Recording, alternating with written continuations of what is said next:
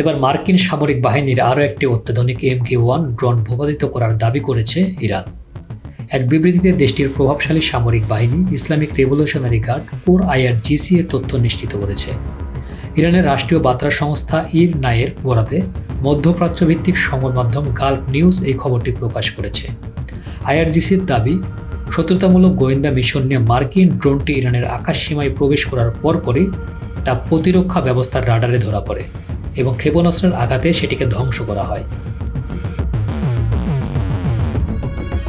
আমেরিকার ড্রোন ভূপাতিত করার ঘটনা এটিই প্রথম নয়। এর আগে IRGC দাবি করেছিল যে তাদের আকাশ প্রতিরক্ষা ইউনিট মার্কিন বাহিনীর অত্যন্ত শক্তিশালী ও আধুনিক MQ-9 ড্রোনটি সফলভাবে ভূপাতিত করেছে।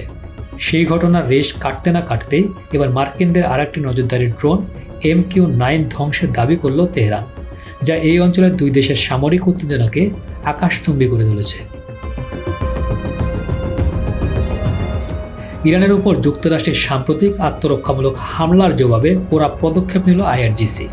গত মঙ্গলবারই ইরানি বাহিনী হুঁশিয়ারি দিয়ে বলেছিল, ওয়াশিংটন যদি কোনোভাবে যুদ্ধবিরতি লঙ্ঘন করার চেষ্টা করে তবে তার দাঁত ভাঙার জবাব দেওয়া বৈধ ও সুনিশ্চিত হবে। সেই ঘোষণার বাস্তবায়ন হিসেবে মার্কিন ড্রোনটিকে আকাশে গুড়িয়ে দেওয়া হয়েছে বলে মনে করছেন সামরিক বিশ্লেষকরা।